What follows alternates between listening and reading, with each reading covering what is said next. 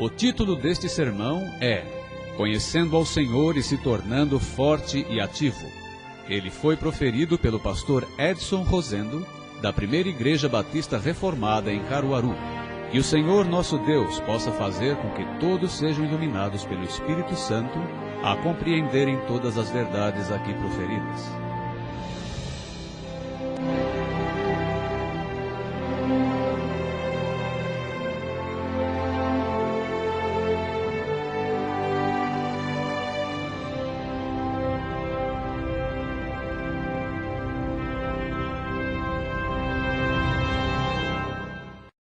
Diz assim a palavra de Deus: aos violadores da aliança, ele com lisonjas perverterá, mas o povo que conhece ao seu Deus se tornará forte e ativo. Oremos mais uma vez ao Senhor.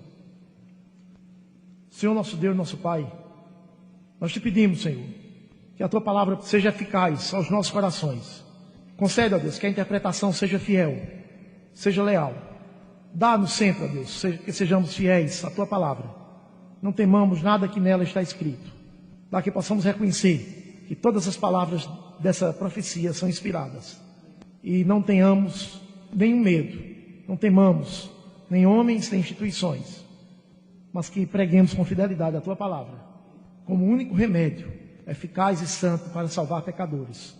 Abençoa os nossos corações, tem misericórdia de todos nós. Em nome de Jesus. Amém.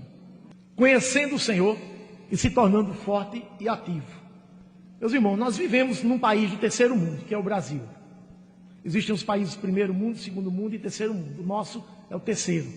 Nós vivemos ainda, por cima disso tudo, numa região desfavorável, que é o Nordeste.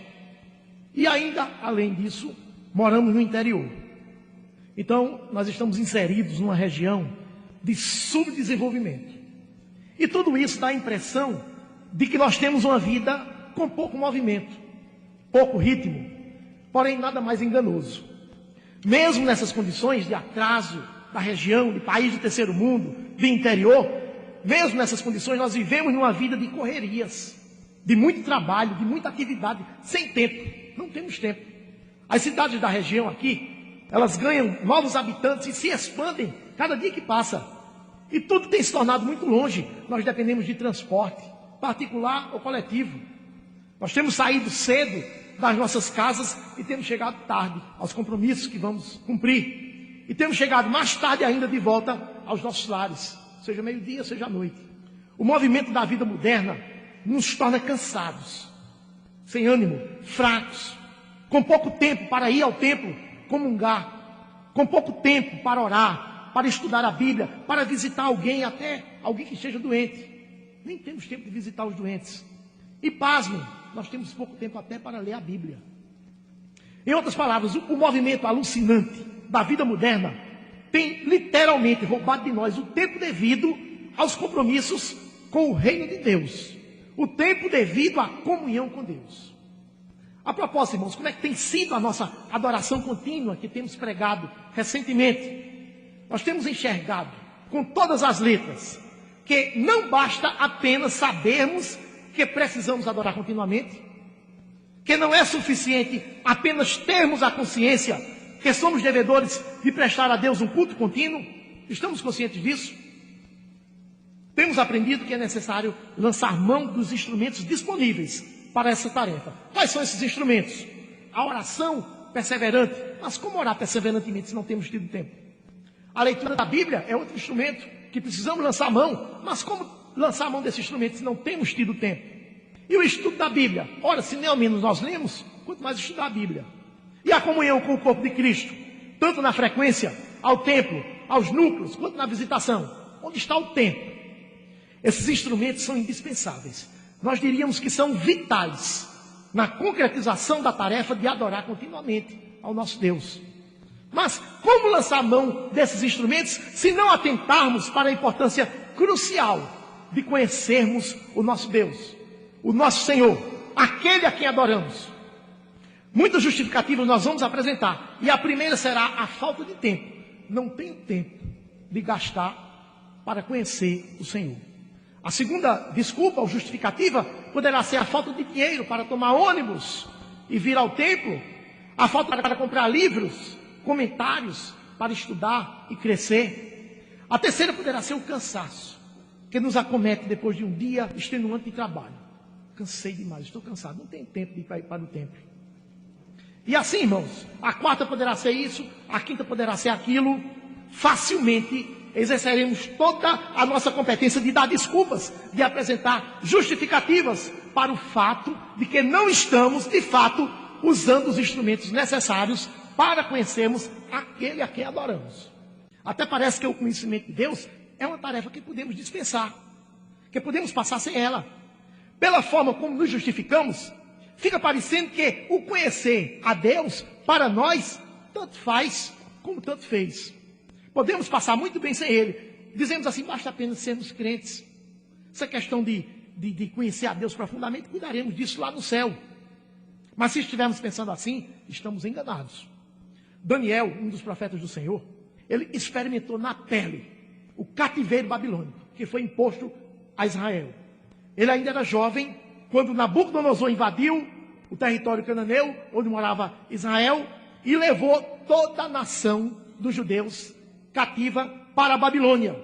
E pela providência de Deus, houve uma seleção lá, um concurso para os jovens de classe nobre que foram trazidos de Israel, e Daniel se apresentou, e pela providência de Deus ele fez o concurso, foi selecionado, e a função era aprender a cultura dos caldeus e, se aprovado, trabalhar no palácio como assessor.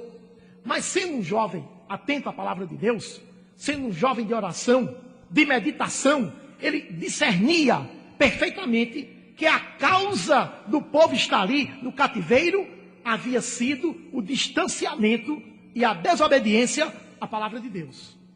Nós estamos aqui porque desobedecemos a palavra de Deus como nação. Ele sabia disso. Então Daniel enxergou que a fraqueza espiritual e a falta de ânimo para com as coisas sagradas tinham sido produzidas exatamente pela falta do conhecimento do Senhor. Foi dessa forma que nesse texto citado aqui, Daniel mostrou claramente que o conhecimento de Deus é o fator determinante para que o povo do Senhor se torne forte e ativo. O povo que conhece ao seu Deus será forte e ativo. Podemos da mesma forma fazer a negativa. O povo que não conhece ao seu Deus será fraco e disperso. No contexto aqui, do capítulo 11 de Daniel, queria que os irmãos acompanhassem comigo, essa declaração do versículo 32 se inicia com um mais, conjunção mais. Ele diz assim, versículo 32, aos violadores da aliança, ele quem? Vamos ver daqui a pouco. Ele com lisonjas perverterá. Mas, em contrapartida, o povo que conhece ao seu Deus se tornará forte e ativo. Irmãos, esse mais aqui vai fazer um contraste com o homem vil. Veja o versículo 21, ainda desse capítulo 11 de Daniel. Diz assim o versículo 21.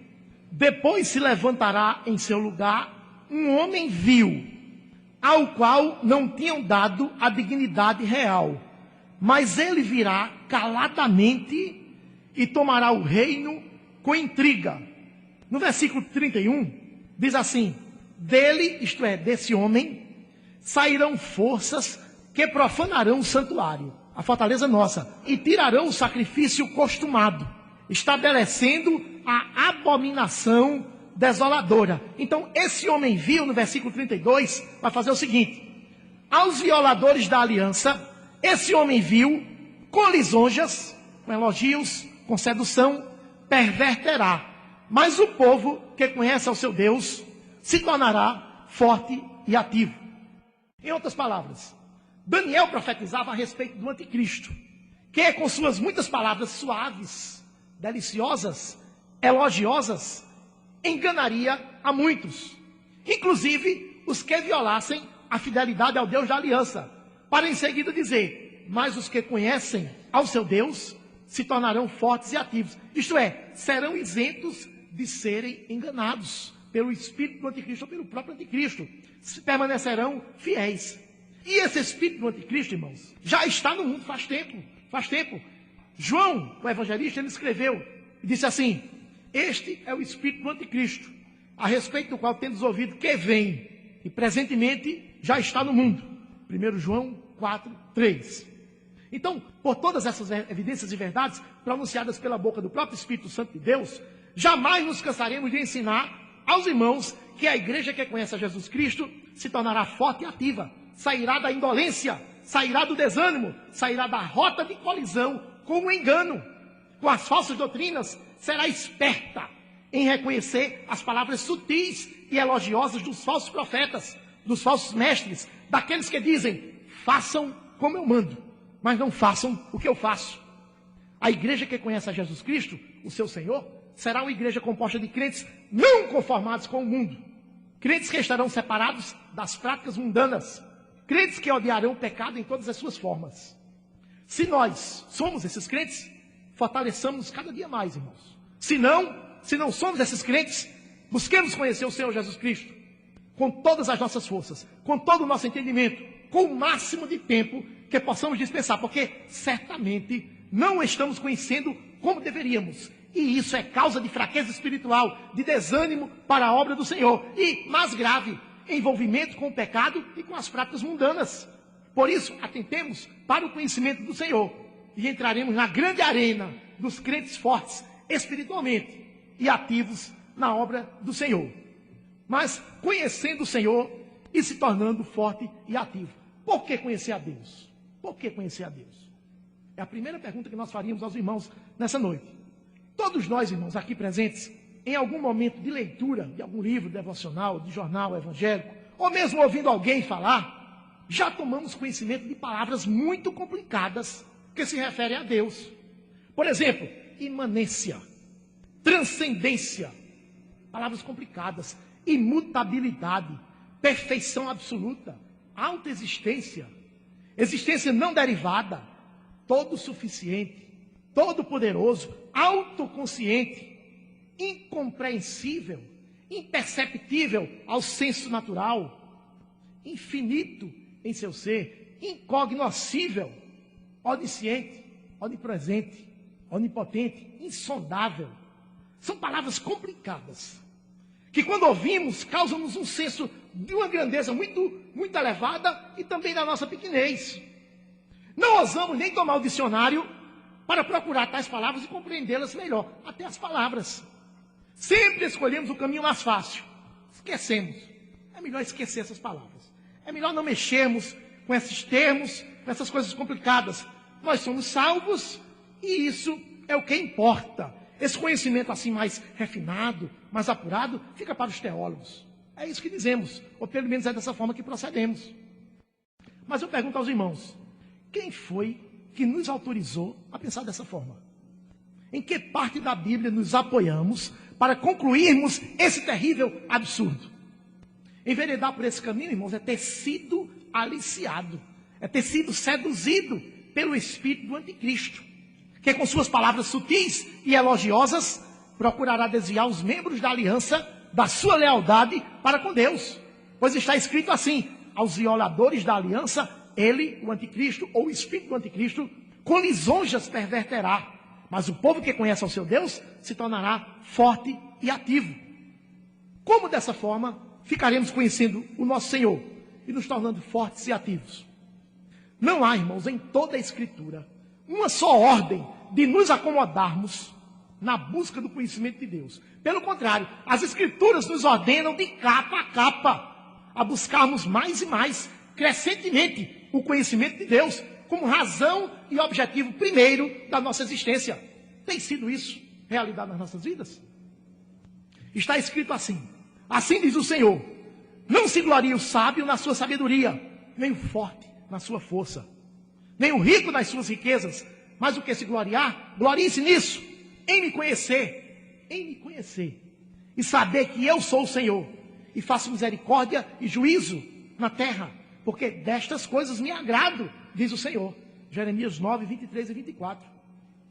Quantas vezes, irmãos, ainda que apenas para nós mesmos, no pensamento, não ficamos enaltecendo a nossa própria sabedoria, gloriando-nos nela, enaltecendo a nossa própria beleza, a nossa própria capacidade de trabalho? Quantas vezes? Eu sou forte, eu sou bom mesmo. Quantas vezes? Quantas vezes no dia não ficamos nos gloriando na nossa força, nas nossas proezas, na nossa capacidade? Quantas vezes não ficamos a nos deliciar com a nossa pobre riqueza, mesmo que sejam uns poucos reais guardados na poupança? Muitas vezes é a resposta. Mas quantas vezes ficamos a nos gloriar, a nos deliciar, a nos satisfazermos pelo fato de estarmos conhecendo o Senhor e progredindo nessa tarefa? Será que Deus pode dizer a respeito de nós o mesmo que dizia a respeito do salmista? O Senhor disse assim a respeito de Davi: porque a mim se apegou com amor, eu o livrarei, poluei a salvo, porque conhece o meu nome. Salmo 91, 14. Ou como diz em outro texto: pois misericórdia quero, e não sacrifício, e o conhecimento de Deus mais do que holocaustos. Oséias 6, 6.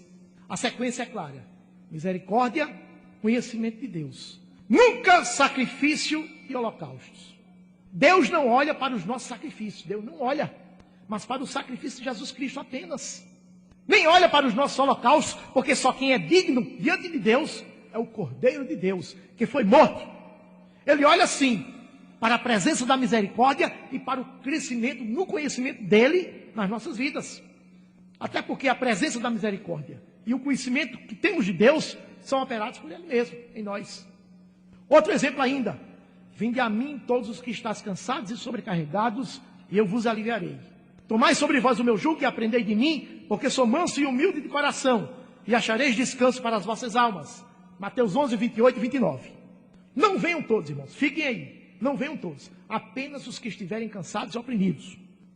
Tomem sobre si o meu jugo e aprendam de mim. Aprendam de mim. Aprendam de mim. Aprendam a me conhecer. Aprendam comigo. E isso debaixo do meu jugo. Ninguém que não toma um jugo aprenderá de Jesus. Ninguém que se recusa a negar-se a si mesmo conhecerá o Senhor. Sem tomar o jugo, nada feito. E tem mais: a tarefa de nos ensinar é uma tarefa dura para o professor. Aprendei de mim. Vamos aprender com quem? Vamos aprender com Jesus. Essa é uma tarefa para ele dura. Mas ele diz: aprendei de mim. É uma tarefa dura para ele, por causa da nossa estupidez, por causa da nossa ignorância. Mas mesmo assim conseguiremos aprender, porque o nosso professor é paciente e humilde. Ele diz assim: aprendei de mim, que eu sou manso e humilde de coração. E a nossa aprovação será líquida e certa, porque certamente encontraremos descanso para as nossas almas. Ou ainda outro texto diz assim: e a vida eterna é esta. Jesus disse: que te conheçam a ti, o único Deus verdadeiro, e a Jesus Cristo, a quem enviaste. João 17, 3. A vida eterna é conhecer a Deus, é conhecer o Senhor. A vida eterna consiste em conhecer o Senhor Deus, o Pai, e conhecer o Senhor Jesus Cristo, o nosso enviado, o nosso Salvador. As insondáveis riquezas de Deus nos são transmitidas à medida que o conhecemos. Não é uma tarefa fácil conhecer a Deus. Conhecer a Deus não é como conhecer uma pessoa, nosso igual, nosso semelhante. Conhecer a Deus, irmãos, é uma tarefa complexa. Deus é o nosso Criador. A distância entre nós e Ele é tão incomensurável que se Deus não tivesse decidido se revelar a nós, e nunca o conheceríamos, nunca. Somos devedores de conhecê-lo, porque Ele é a fonte da vida. A sua palavra nos ordena e estimula a isso. A vida eterna consiste em conhecermos a Deus. Não podemos nos atrever a, como crentes, satisfazer-nos apenas com o conhecimento inicial do Deus Salvador. Ou pior que isso, contentar-nos apenas com o conhecimento natural de Deus. Aquele mesmo conhecimento que é próprio dos que vão para o inferno. Não, irmãos. Conheçamos e prossigamos em conhecer a Deus. A nossa vida depende do conhecimento do Senhor. Jamais poderíamos conhecê-lo. E uma vez que Ele decidiu revelar-se a nós, façamos de tudo para conhecê-lo, o máximo que pudermos. Porque o povo que conhece ao seu Deus se tornará forte e ativo. Em segundo lugar, o que podemos e devemos conhecer de Deus? O que podemos e devemos conhecer de Deus? Deus, Ele não é um ser complicado, mas Ele é um ser complexo. Existe uma diferença. Se Deus fosse complicado, nenhum de nós jamais poderia conhecer qualquer aspecto dele. Dentro do nosso conhecimento, não cabe o conhecimento de Deus. Deus é eterno, nós fomos criados. Deus é perfeito, nós somos imperfeitos. Deus é criador, nós somos criaturas. Deus ele é absoluto, nós somos relativos. Deus é Deus, nós somos homens. Comecemos dizendo que o nosso ser nunca suportará o ser de Deus, nunca. Nunca o conheceremos como ele é, nem lá no céu, nem lá no céu. No céu continuaremos sendo criaturas, e ele criador. No céu continuaremos sendo relativos, e ele absoluto. Como Deus é infinito, e nós finitos e limitados, jamais poderemos compreender plenamente a Deus. Nesse sentido, podemos dizer que Deus é incompreensível. Isto é, que não pode ser compreendido plenamente. Esse sentido precisa, no entanto, ser claramente distinguido do significado mais comum, que diz assim: incompreensível é tudo aquilo que não pode ser compreendido.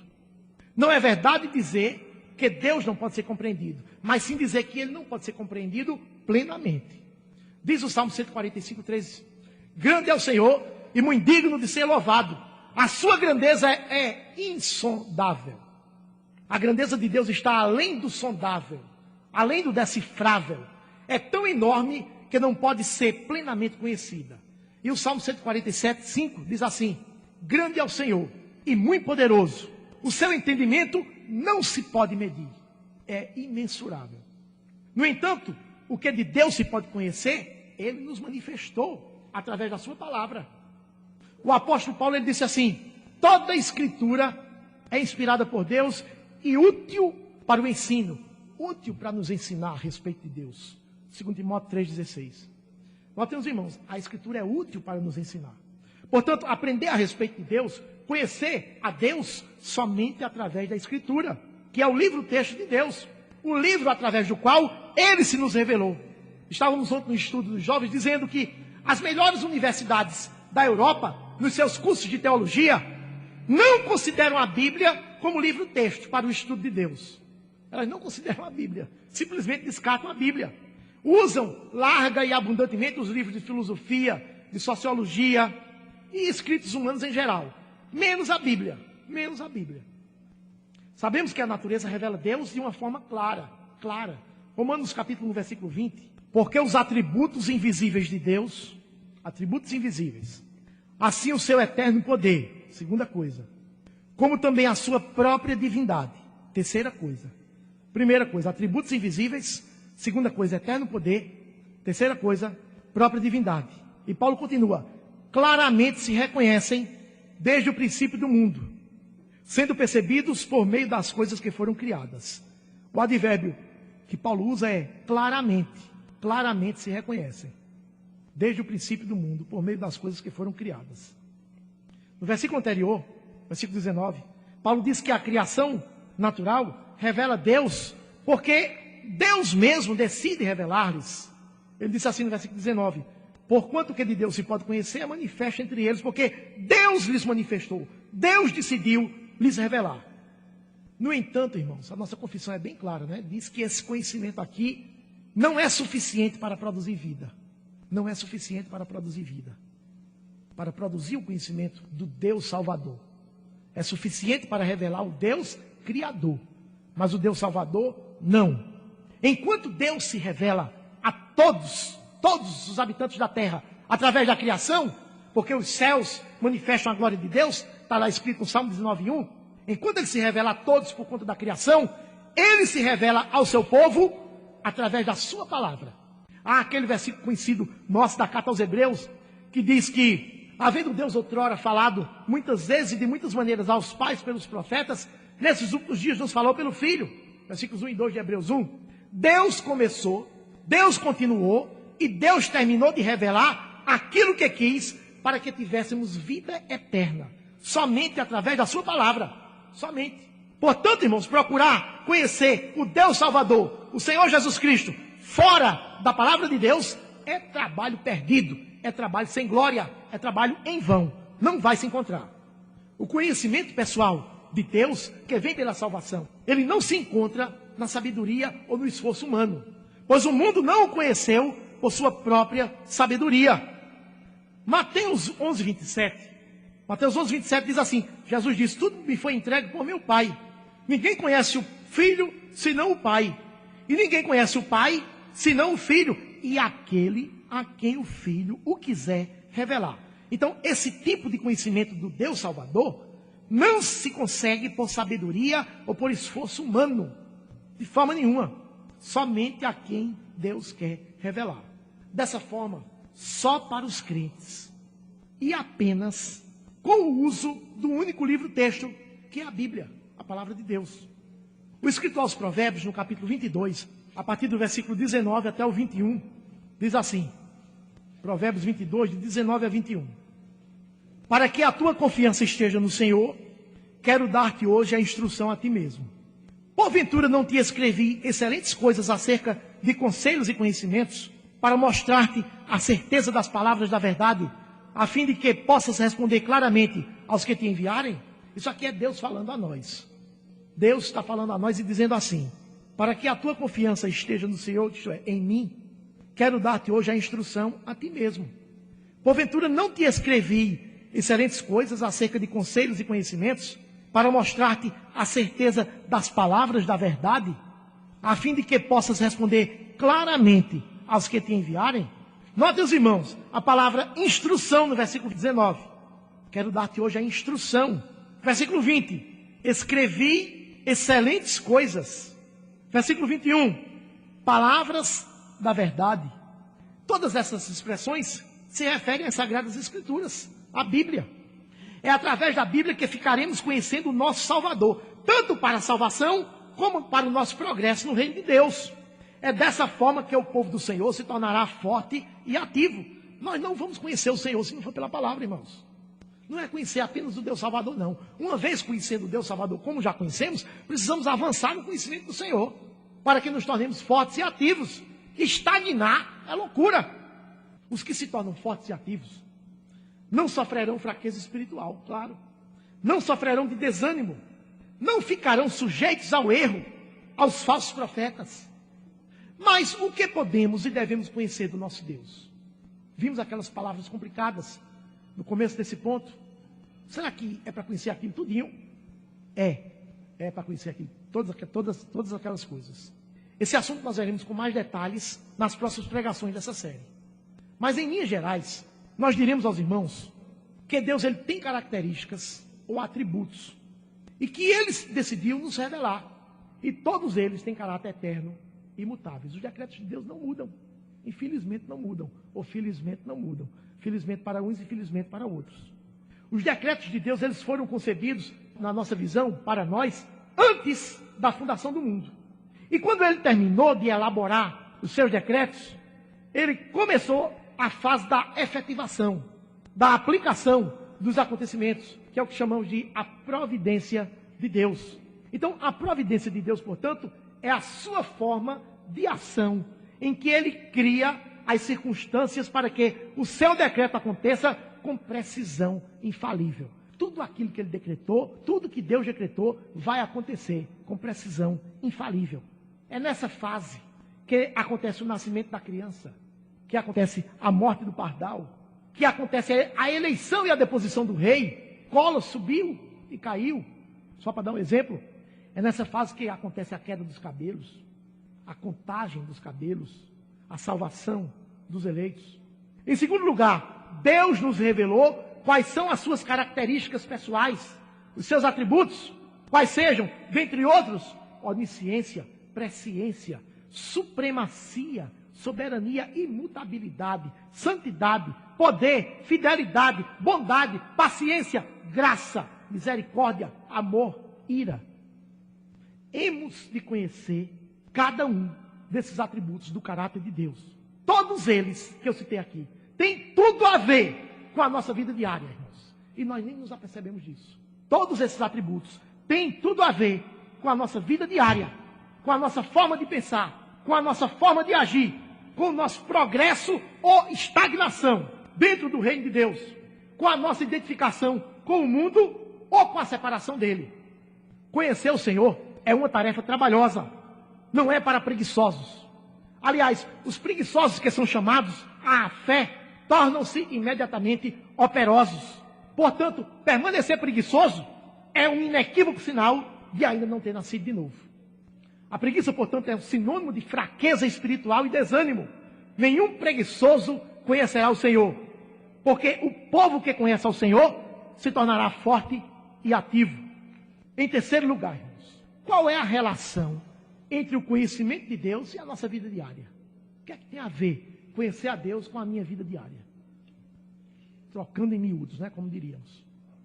Olha, Deus nunca esteve interessado em que o seu povo fosse repleto de conhecimentos apenas. De forma nenhuma. Nunca foi interesse de Deus. O propósito de Deus não é salvar pecadores para depois torná-los filósofos, cientistas, eruditos, psicólogos. De forma nenhuma. Se assim o fosse, e seríamos todos orgulhosos de conhecimento adquirido. Passaríamos a nos medir uns em relação aos outros. Passaríamos a concorrer uns com os outros. Sei mais do que aquele. Seríamos superiores a uns e inferiores a outros.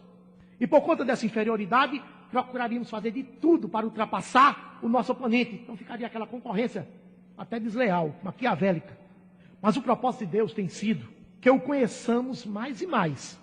Pois só assim viveremos mais e mais a sua semelhança. Sede santos, porque eu sou santo. Nós somos predestinados, como disse Paulo, para sermos conformes à imagem do seu Filho. Jesus é como Deus. E Deus nos predestinou para sermos conformes à imagem de Jesus. Os irmãos estão vendo a cadeia, a relação profunda que existe. Deus, irmãos, não quer que acumulemos conhecimentos a respeito dele. Mas antes que o conheçamos, que tenhamos mais e mais características do seu caráter, que sejamos mais e mais moldados à sua imagem. Jesus veio, como diz o hino, para nos legar de novo a imagem de Deus, que perdemos em Adão. O conhecimento sobre Deus nos faria orgulhosos. Ele conhece muito sobre Deus, então ele é orgulhoso. O conhecimento de Deus nos faz humildes, quebrantados. Os homens que conhecem sobre Deus, ufanam-se. Os homens que conhecem a Deus, humilham-se. Não há perigo em se conhecer a Deus e cair no orgulho. De forma nenhuma. Esse risco nós não correremos. Conhecer a Deus e cair no orgulho. Por isso que o profeta liberou geral, para que nos gloriássemos em conhecer a Deus. É como se o profeta dissesse assim: se o conhecimento for do Senhor, então pode se gloriar à vontade. Pode se gloriar à vontade. O propósito de Deus é que sejamos mais e mais semelhantes a Ele. Conhecê-lo é receber da sua plenitude. Conhecer a Deus nos decretos e na providência é afugentar a ansiedade, a preocupação, a inquietação pelo amanhã. Você conhece os decretos de Deus? Conhece o Deus que decreta? Conhece o Deus providente? Conheço não. Então você vai ser um ansioso, um preocupado. Você conhece o Deus que decreta? Conhece o Deus que providencia? Conheço. Então isso afugenta a ansiedade, afugenta a inquietação, afugenta a preocupação. Conhece o Deus onisciente? Não. Então você vai pensar, fazer e falar o que quiser. Você conhece o Deus onisciente? Conheço. Então você vai exercer uma vigilância redobrada sobre as intenções e propósitos do seu coração. Como estão todos patentes diante dele, dia e noite, 24 horas por dia. E com isso você vai se sentir estimulado a refrear o mal, a purgar os pensamentos indevidos e indecorosos. Por isso que quem conhece o Senhor se torna forte e ativo. Conhece o Deus Supremo? Você conhece a supremacia de Deus? Não, então você vai pensar que Deus é como você. Instável emocionalmente, muda as ideias de uma hora para outra. Conhece a supremacia de Deus? Conheço. Então você vai abandonar a ideia de que Deus muda de opinião, de que Ele age por impulso, de que, como nós, está sujeito às variações do tempo e às circunstâncias involuntárias desta vida. Você conhece o Deus soberano? Não. Então, meu amigo, sua vida vai ser um desastre. Você conhece o Deus soberano? Conheço. Então você vai repousar tranquilo, pois o timoneiro do universo está comandando todas as atividades do céu e da terra, dirigindo até o caminhar de uma formiga, até o caminhar da cobra na penha, até o caminho da águia no céu, até o caminho do navio no mar. Ele controla todos esses detalhes. Você conhece o Deus soberano? Conheço. Então você vai repousar tranquilo. Você conhece o Deus imutável? Conheço. Então você crê que nada absolutamente mudará seus planos. Que a sua oração vai apenas estabelecer o decreto dele, vai apenas cumprir a vontade dele. Nunca vai mudar a vontade de Deus. Você conhece o Deus imutável? Conheço. Então você vai ser uma pessoa bem-aventurada.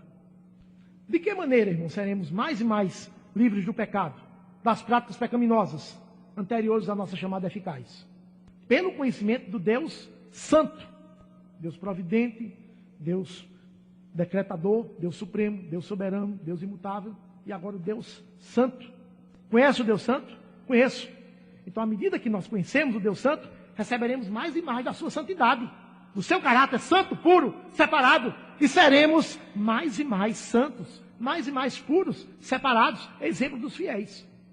Isso é conhecer a santidade de Deus. De que maneira seremos cada dia mais ousados na proclamação da sua palavra, dos seus feitos prodigiosos, das suas maravilhas, pelo conhecimento do Deus poderoso, do Deus todo-poderoso.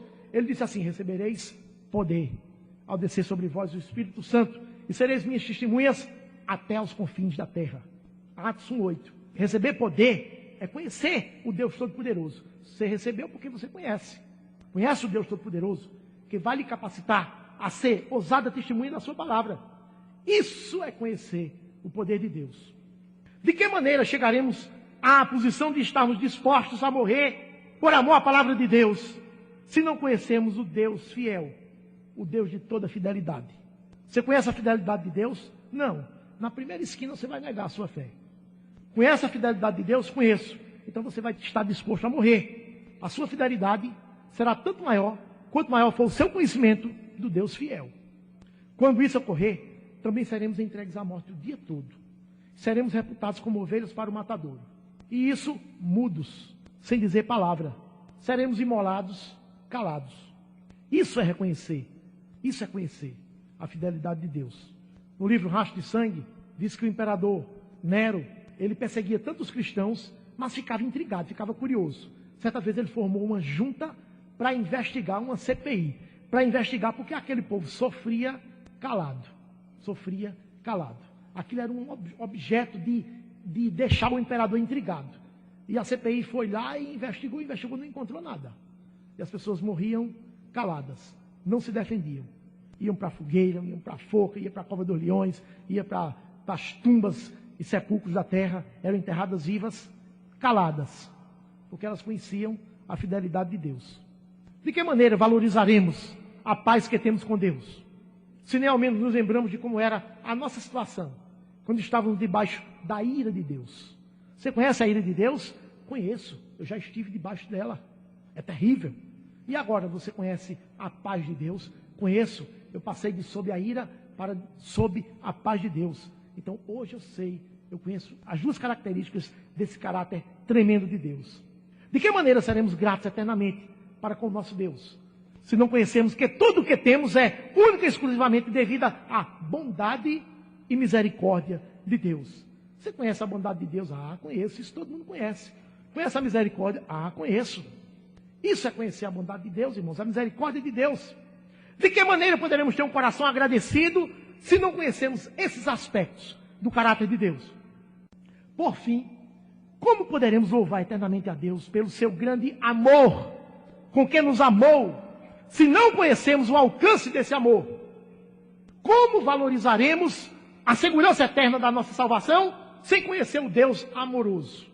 O apóstolo Paulo, ele manifestou essa preocupação para com a igreja de Éfeso. Ele queria, por todos os meios, por fim, que a igreja de Éfeso conhecesse o amor de Cristo. Efésios capítulo 3. A importância de conhecer o amor de Cristo é tão magnífica, tão estupenda, que simplesmente não dá para expressar, não dá para falar, só dá para sentir. Só sente, só sabe quem sente. 3, 14 a 19. Por esta causa me ponho de joelhos diante do Pai. O que eu puder me quebrar em oração, internamente e externamente, uma postura de joelhos, vou fazer, para que essa oração minha seja atendida. Paulo está dizendo isso. De quem toma, versículo 15, o nome toda a família, tanto no céu como sobre a terra. Para que, segundo a riqueza da sua glória, Paulo orava para que Deus, segundo a riqueza da sua glória, vos conceda que sejais fortalecidos com poder, mediante o seu Espírito Santo, com E maiúsculo, no homem interior. E assim habite Cristo nos vossos corações pela fé, estando vós arraigados e alicerçados em amor, a fim de poderes compreender com todos os santos, não só a igreja de Éfeso, mas a igreja Batista Reformado em Caruaru também. Qual é a largura e o comprimento, e a altura e a profundidade. Então Paulo começou a expandir as direções. Altura, profundidade, largura e comprimento. Todas as direções. 19. E conheceu o amor de Cristo, que excede todo o entendimento, para que sejais tomados de toda a plenitude de Deus. Então, conhecer a fantasticidade do amor de Cristo é conhecer o Senhor. É ser tomado de toda a sua plenitude. Observem os irmãos, compreender com todos os santos, com todos os crentes, qual seja a largura, comprimento, altura, profundidade do amor de Cristo. Conhecendo dessa forma, seremos um povo forte e ativo, sem sombra de dúvida. Seremos uma igreja forte e ativa, vitoriosa sobre o erro, sobre os falsos profetas. Uma igreja que conhece o seu Senhor, uma igreja que manifesta a vida do seu Senhor. É essa a fortíssima relação entre o conhecimento de Deus e a nossa vida prática. Irmãos, a relação entre o conhecimento de Deus e a força e vigor espirituais não foi linguagem apenas do profeta Daniel.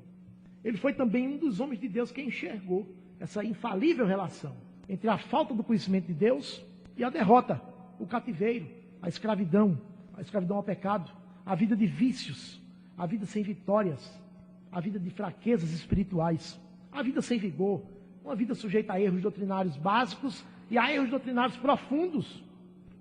É causa de sujeição aos ensinos falsos, uma vida de ansiedade, uma vida de preocupação, de tristeza crônica, uma vida alienada. Nós vimos que a linguagem dos escritores bíblicos, ela foi uniforme quanto ao conhecimento de Deus. Irmão, sinceramente, eu creio que todos nos consideramos ignorantes de Deus. Todos nos consideramos ignorantes. Quanto mais lemos a Bíblia e estudamos, mais vemos a nossa distância de Deus. Então, à medida que nós lemos as nossas Bíblias, peçamos também graça e misericórdia a Deus, para que Ele nos faça progredir. Senão, nada será feito. Seremos estagnados, pessoas comuns, crentes comuns, que não vão chegar muito longe, não. Quais atributos de Deus nós temos conhecido bem? Quais atributos de Deus nós temos condições de ensiná-los aos outros, por tê-los primeiro experimentado nas nossas vidas?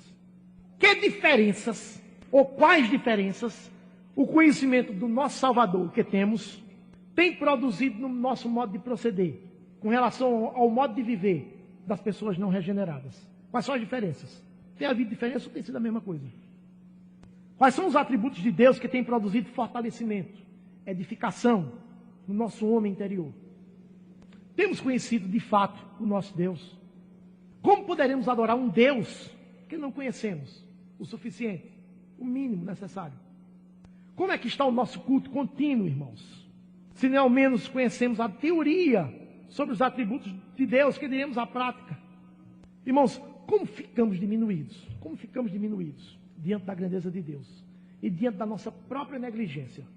Se por um lado nós temos o desafio de conhecer um Deus enorme, um Deus imenso, um Deus eterno, um Deus infinito, um Deus insondável, se temos esse desafio por um lado, por outro lado, temos o desafio de lutar contra a negligência nossa, a preguiça, a indolência, a identificação com o mundo, as atrações e belezas do mundo, os objetos da nossa cobiça, falta de visão espiritual. Na verdade, temos montanhas intransponíveis, temos inimigos invencíveis. Será que vamos ficar o tempo inteirinho falando da inexistência do livre-arbítrio, quebrando cabeça em explicar às pessoas sobre predestinação, ou sobre a forma de batismo, ou sobre as disputas pessoais com os inimigos da palavra? Se formos perder o tempo todinho nosso com essas coisas, nós vamos esquecer de progredir no conhecimento de Deus.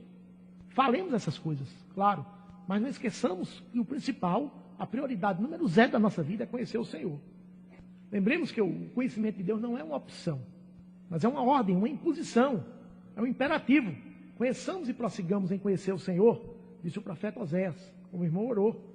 Jesus disse: meu Pai procura adoradores que o adorem em espírito e em verdade.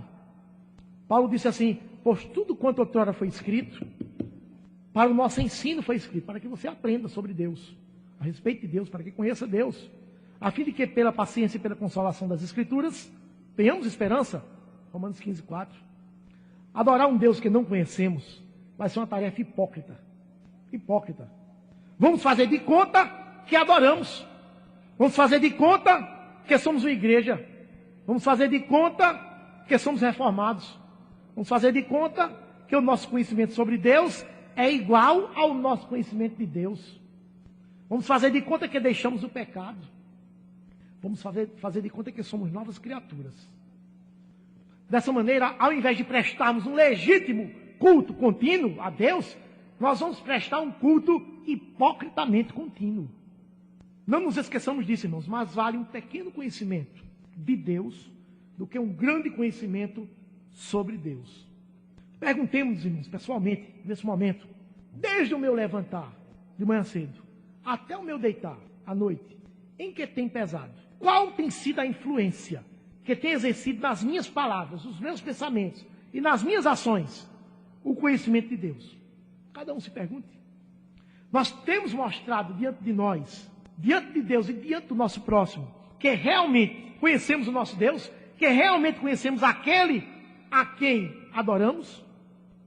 No nosso trabalho ou no nosso desemprego, nos nossos lares, nas nossas viagens, nas nossas relações com os nossos irmãos e com o nosso próximo, nas nossas relações comerciais, temos nós mostrado que, de fato, conhecemos um Deus santo, eterno, imutável, bendito, sim ou não? A respeito dos nascidos de novo, o próprio Deus falou o seguinte, Jeremias 24, dar-lhes-ei coração para que me conheçam. Temos recebido esse coração ou não? Dar-lhes-ei coração para que me conheçam, que eu sou o Senhor. Eles serão o meu povo e eu serei o seu Deus, porque se voltarão para mim de todo o seu coração. Irmãos, esse versículo é sério, viu, irmãos? Isso tem sido uma realidade nas nossas vidas ou não? Eis aí um grande teste para os irmãos saberem se são ou não, se estão no povo ou ainda não foram chamados. E o apóstolo João, na sua primeira carta, falando a mesma linguagem do profeta Jeremias, disse o seguinte, 1 João capítulo 1, capítulo 2, aliás, 1 João 2, 3. Ora, sabemos que o temos conhecido por isto, se guardamos os seus mandamentos. Eis outra prova incontestável que estamos conhecendo a Deus, se guardamos os seus mandamentos. A nossa força espiritual e a nossa atividade dentro do reino de Deus serão diretamente proporcionais ao nosso conhecimento do nosso Deus. Sem o conhecimento de Jesus, seremos fracos espirituais, seremos inativos na obra, seremos objeto de escravidão na Babilônia, nas práticas do pecado, nos vícios, na forma de agir do mundo, no erro, no desvio da doutrina, do ensino bíblico. Mas conhecendo o Senhor, o nosso Deus, o seu caráter, a sua forma de agir, seremos cada dia mais e mais fortes no Espírito e cada dia mais operosos no reino, cada dia mais imunes ao erro, ao pecado, cada dia mais transformados de glória em glória, cada dia mais vitoriosos, cada dia mais conformados à imagem de Jesus Cristo. Que Deus nos abençoe. Amém.